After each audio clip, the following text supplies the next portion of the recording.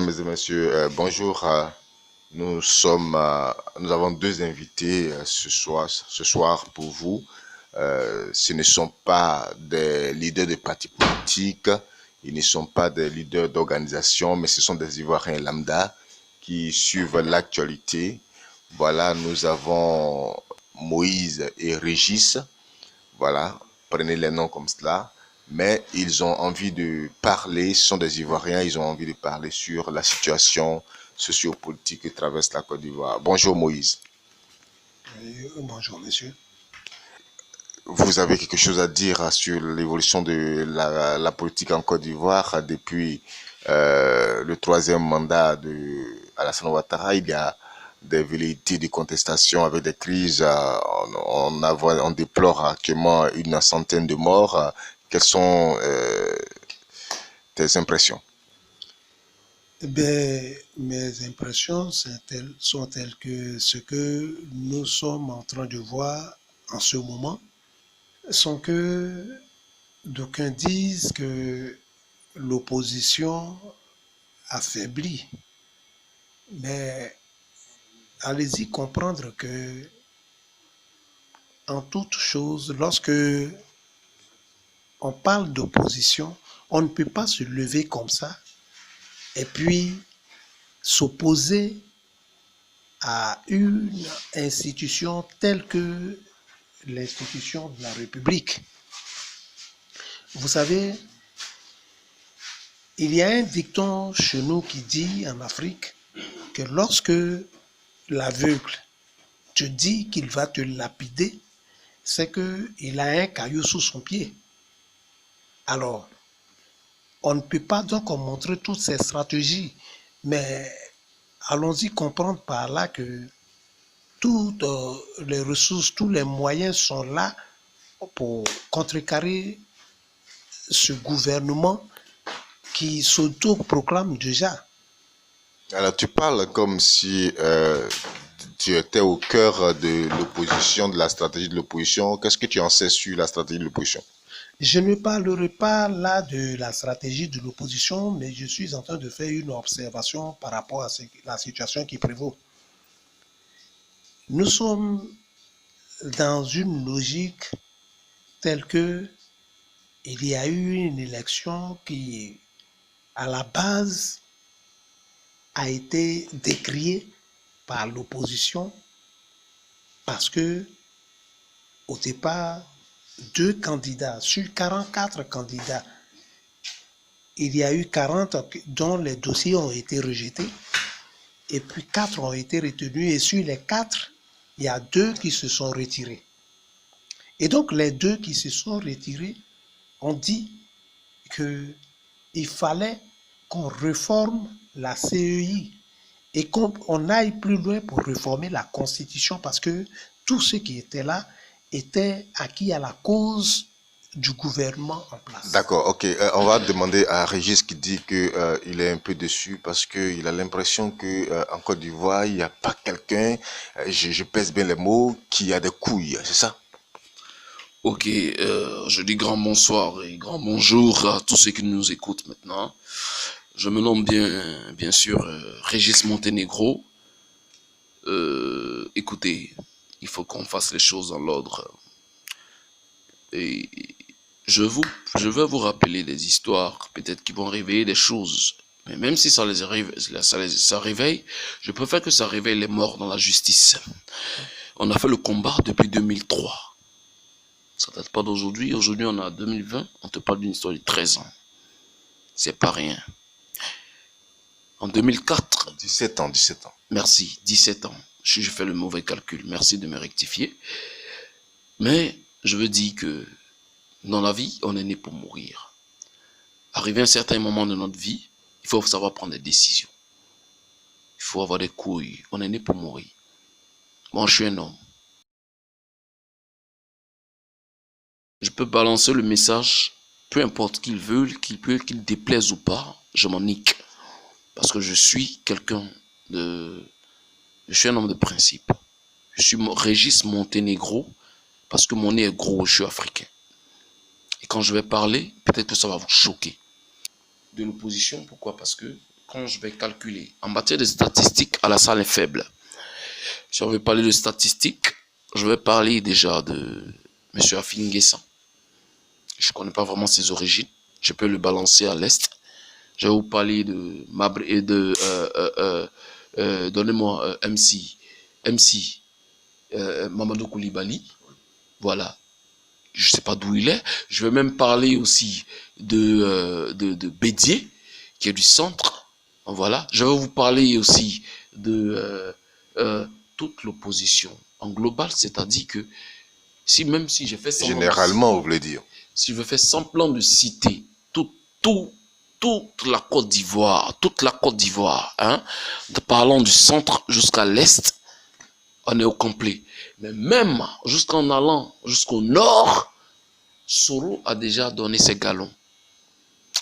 Et je lui donne grand chapeau parce que où je suis, c'est un homme. Et quand je dis c'est un homme, c'est pas un homme avec petit H. Alors, qu'est-ce que vous voulez qu'on fasse? Il faut que vous soyez... Voilà. Je dis simplement que Soro a déjà montré ses galons à ses grands frères. Parce qu'il veut juste que ses grands frères prennent le devant. En tant que quelqu'un qui est très respectueux, il attend qu'il lui donne le coup d'envoi. Parce que c'est un garçon. Il est prêt pour la CPI. Il s'en fout. Même s'il veut se racheter devant les Ivoiriens, il sait qu'il a foutu la merde. En tant qu'un bon Ivoirien, il cherche à se laver de son sang. Il sait que le sang a été mal. Donc du coup, il veut laver le sang. Le sang, il veut le laver. Il attend que les grands frères lui disent OK. Mais c'est ça qu'on appelle un homme. Un homme, c'est des couilles. Les couilles, c'est quoi? Tu es un garçon. C'est l'homme, c'est le garçon qui fait tourner le monde. Donc pour vous, il faut qu'on fasse tout de suite la guerre. C'est ça. Il faut la guerre. Il faut un affrontement militaire, c'est ça? Non, c'est pas une histoire d'affront militaire. J'ai un problème. J'ai un principal vis-à-vis de mon père. Mon père, c'est qui? Opa national. Le vieux, tu sais c'est qui? Babo, tu m'entends? Si tu m'entends, écoute bien cette voix. Tu sais que l'opposition a déjà réuni tout le groupuscule. Toute la Côte d'Ivoire est réunie. Tu attends quoi pour descendre? Tu attends quoi? D'accord, il a dit que si c'est pour, il a dit si c'est pour venir, il viendra quand il veut. Excusez-moi, monsieur. Oui, mais alors, il faudrait que vous soyez beaucoup plus précis parce qu'il y a une autre question. Je parle sur des principes parce que je veux parler à des cœurs. Je parle avec mon cœur. Je parle pas avec n'importe quoi. Je parle avec l'Afrique. Je parle avec tous ces descendants, tous ceux qui sont morts depuis 2003, 2004. Toute cette lutte, tous ces parents qui ont pleuré depuis 2003, 2004. Babo, je te parle toi principalement. Non, on ne dit pas toi. Il s'agit du président de la République, s'il te plaît. Un ancien président de la République. Tu n'es pas au pays. Moi, je suis au pays actuellement. J'ai signalé et je te parle sur cette heure-là. Je te parle à l'heure je suis à plus de 22 heures. J'ai sillonné. J'ai fait semblant même de tester. C'est bizarre. C'est bizarre. Effectivement, le gouvernement est très fébrile. Mais l'opposition n'attend que toi. Si Gbagbo ne te dit pas, si Bédier ne te dit pas, excusez, si Afi ne te dit pas, mais en vrai, on attend ta descente. Tu l'as fait. Tu étais en Italie pour une certaine réunion. On t'a dit que la Côte d'Ivoire était acte. Tu es revenu. On a eu la force. On était derrière toi avec Blé Goudé. Excuse-moi. Si tu reviens avec Blé Goudé dans ces temps-là où l'État est fébrile, l'opposition a besoin de toi. Parce que l'État est fébrile. Mais c'est toi on attend. D'accord. Moïse, je viens vers vous. Aujourd'hui, le président Henri Konan Bédié a échappé de peu une arrestation. Est-ce que cela vous interpelle? Ben écoutez, monsieur, vous savez, le président Bédié, c'est un monsieur qui, j'allais dire, incarne l'image du président Houphouët. Et c'est un homme médiatique, on ne peut pas l'arrêter comme ça. Le gouvernement, aujourd'hui, il faut comprendre une chose. C'est que lorsque nous sommes en période électorale, et lorsqu'on dit que on rentre en campagne, une fois la campagne électorale est lancée, le président en exercice n'est plus président, il devient automatiquement candidat. Et lorsque la Cour constitutionnelle... Ça c'est la Constitution qui le dit? La Constitution dit quoi? Lorsque le président en exercice pose sa candidature, lorsqu'il a été voté, quand la Cour constitutionnelle n'a pas officiellement déclaré des résultats, il n'est pas président. Donc, il ne peut user de ce statut de président, excusez-moi, pour, j'allais dire, ordonner quoi que ce soit. Mais donc, quand il va jusqu'à ordonner qu'on fasse des arrestations, en ce moment-là, on n'est plus dans une république. Mais là, allons-y comprendre quelque chose. Qu'est-ce que donc une république? Mais il y a l'opposition qui fait une insurrection en voulant créer un gouvernement de transition, ce qui, logiquement, ne se comprend pas. Qu'est-ce que vous pouvez dire à ce niveau-là? Mais l'opposition, c'est quoi? Dans son sens étymologique, quand on parle d'opposition, c'est une frange de personnes qui s'opposent à quelque chose. On s'oppose à une règle. Il y a une base qui est établie.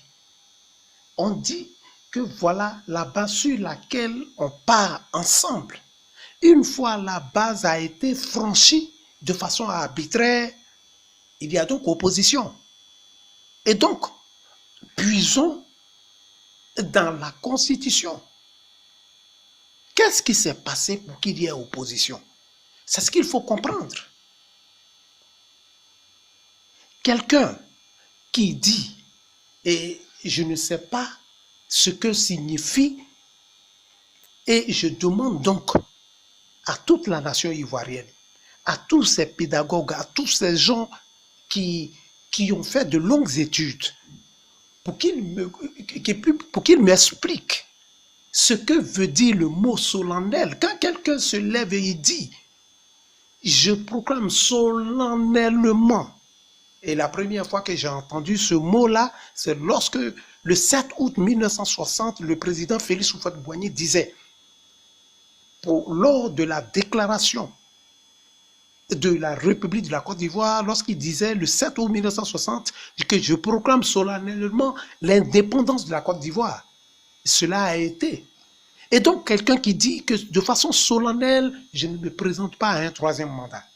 Et lorsqu'on le voit, qui se présente, il est passé outre la Constitution. D'accord, merci. On vous a bien compris. Régis, aujourd'hui, comme je le dis, le président Henri Konan Bédié et d'autres leaders ont manqué de peu d'être arrêtés. Bien avant cela, il y a eu les attaques militaires sur leur résidence. Est-ce que vous trouvez que cela est justice ou bien vous avez autre chose à dire là-dessus? C'est juste pour vous dire que nous sommes déjà dans une guerre lancée. Nous avons des gens au pouvoir qui sont des bandits. Quand tu as affaire à du fer, faire du fer. Pour casser le fer, il faut du fer. Le gouvernement d'Alassane, c'est bandit. Le premier, après Alassane, c'est Ahmed Bakayoko, c'est un bandit. Et quand tu es bandit, il n'y a pas plus bandit que l'Ivoirien. Je vous dis la vérité. Il n'y a pas plus bandit que l'Ivoirien. L'Ivoirien, tu lui apprends quelque chose, il te fait 3 fois plus que ce que tu lui as appris. Voilà pourquoi tout à l'heure j'ai interpellé. Mon problème, c'est M. Gbagbo. Parce que depuis cette guerre-là, en vrai, je la mets sur la faute. Je peux même la mettre sur la faute de M. Bédié. Mais il n'y a pas de souci. On est arrivé à l'ère où M. Gbagbo et toute la Côte d'Ivoire réunie derrière ce groupuscule. C'est-à-dire on est contre ce gars. On veut faire tomber ce régime qui n'est pas vraiment ivoirien. On vit aujourd'hui dans une Côte d'Ivoire sans la sauce ivoirienne, que tout le monde sait. Le poule qui peut pousser la foule pour pouvoir anéantir